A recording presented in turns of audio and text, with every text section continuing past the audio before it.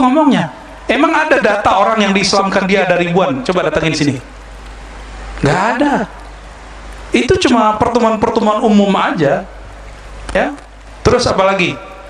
Betulkah dia mengislamkan orang atau malah mengkafirkan umat Islam tanpa dia sadari? Bagi Zakir Naik, Pak, ini udah mulai pembagian kelompok nih sebenarnya.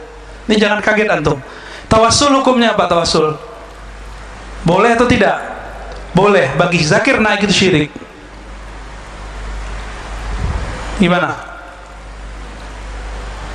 Maka saya tanya kepada orang-orang, dulu kan kita nonton dia 5 tahun saya mau pelajari dia. Kita nanya, sebenarnya dia dokter apa dokter sih? Ternyata dia seorang I'm a doctor. Kita ngomong gitu. Medicine dia, kedokteran biasa. Dan dia nggak bisa bahasa Arab seperti para kiai, nggak bisa. Kan kita udah lihat video dia ketika ngomong sama orang Arab nggak bisa jawab. Antum nggak percayanya orang kayak gini tuh telah mengislamkan ribuan orang. Tapi dengan dia mengatakan tawassul itu syirik, itu gimana? Udah berapa miliaran umat yang dianggap musyrik. Oke, anggap dia sudah mengislamkan 1 juta. Yang bertawassul berapa juta? Kebayang? Kita cuma ngajak, ayo berpikir dengan kolbu. Ya, kalau saya ngeritik Zakir Naik bukan berarti saya benci dia loh, Pak. Makanya saya katakan kalau antum ragu dalam bab kristologi, dengerin ke Zakir Naik.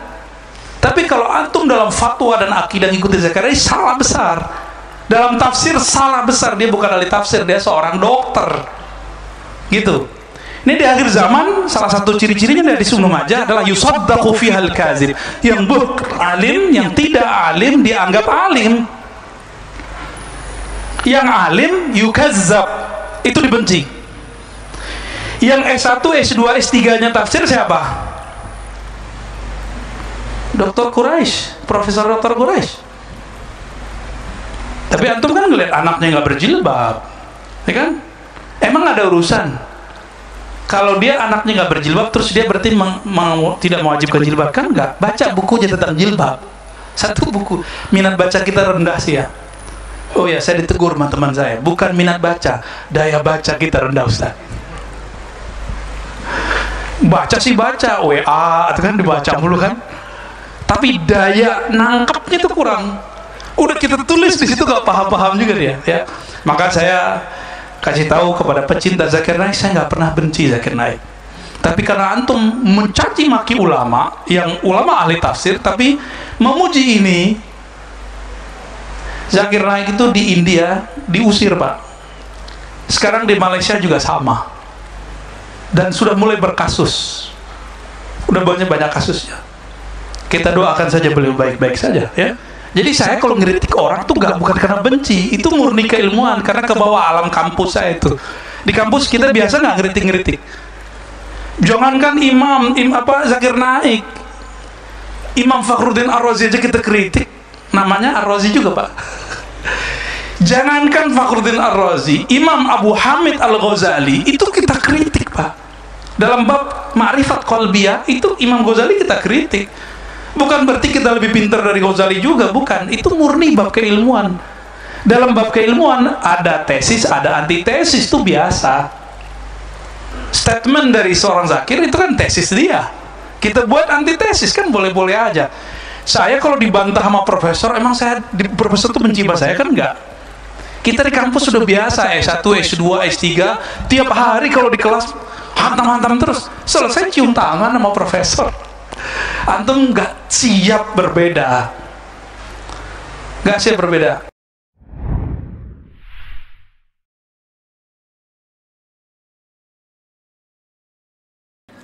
Yang pertama saya ingin katakan bahwasanya Zakir Naik ya, seorang ya mungkin dia bukan derajat para ulama, tidak ya, karena dia adalah dokter ya, kemudian dia belajar agama, kemudian dia berdakwah.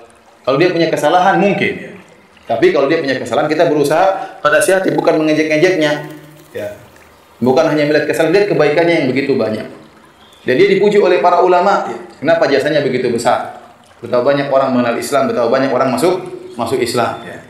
Oleh karenanya dia mendapatkan jaizah Al-Malik Faisal, mendapatkan penghargaan dari Arab Saudi. li khidmatil muslimin, karena berkhidmat kepada kaum. Bahkan bayangkan dapat penghargaan dari pemerintah Arab Saudi, karena pemerintah Arab Saudi mengakui kehebatan orang ini. Telah punya jasa banyak dalam Islam. Banyak orang-orang masuk Islam gara-gara dia, membantah pemikiran-pemikiran yang sesat, membantah kekufuran, membantah kesyirikan. Dakwah dia isinya tauhid tok ya. Kan membantah kesyirikan tauhid atau bukan? Bukan dakwanya tahdir-tahdiran, bukan. Dakwanya tentang apa? Membantah kesyirikan, dijelasin ini syirik, ini syirik, ini syirik. Nah, kalau dia punya kesalahan, kita lihat kesalahannya apa, kemudian kita nasihati ya. Atau kita beri uzur kepada dia. Sementara para ulama memuji siapa? Zakir Naik ya. Ya. Oleh karena para hadirin dan hadirat yang dirahmati oleh Allah Subhanahu wa taala, ya. Itu pun yang saya yakini tentang Zakir Naik ya. Dia berasal dari Jamaah Ahlul Hadis. Jamaah Ahlul Hadis adalah suatu semacam yayasan ya, semacam ormas yang ada di India. Dan itu ormas Ahlus Sunnah wal Jamaah ya. Dan mereka butuh untuk ada ormas karena mereka tinggal di negara yang pemerintahnya non muslim. Sehingga mereka butuh ada payung hukum dan macam-macam. Ini dari Jamaah Ahlul Hadis. Dan teman-teman saya banyak dari India yang bermakna Ahlus Sunnah dari Jamaah Ahlul Hadis. Dari penampilan juga oke ya kan?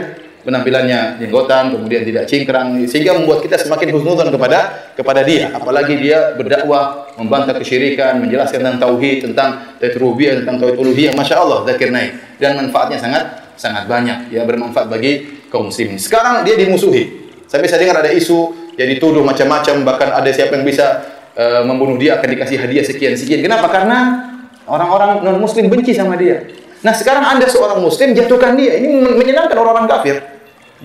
Itu tidak menyenangkan orang kafir. Lihat, Zakir Naik aja sesat kata ustaz. Misalnya, gimana antum cek sekarang kesalahannya apa? Saya tidak mengatakan Zakir Naik enggak punya kesalahan. Saya bilang dia punya kesalahan. Karena dia bukan alim ulama, bukan ya. Ya, tapi dia berusaha belajar. Dia sering ke Madinah belajar dengan para ulama di Madinah. Berusaha mencari kebaikan, berusaha bermanfaat kepada kaum muslimin. Nah, kalau dia punya kesalahan kita cek. Sekarang pernyataan di sini, kesalahan yang pertama bahwasanya ya Zakir Naik berkata Brahma dikenal sebagai pencipta yang dalam bahasa Arab bermakna Khaliq. Kita umat Islam tidak membantah jika Allah dikatakan Khaliq. Ya benar. Kita jadi maksud Zakir Naik, wallahu a'lam bishawab ya. Kalau ada seorang dengan bahasa Sanskerta menyebut Tuhan dengan Brahma, tidak ada larangan dalam Islam karena Brahma artinya apa? Pencipta. Sama seperti saya mengatakan pencipta kita. Pencipta itu bukan bahasa Arab. Saya menyebut Allah dengan pencipta boleh atau tidak? Boleh. Nah, Brahma itu dalam bahasa Arab, Brahma artinya pencipta. Kemudian saya mengatakan Allah pemelihara.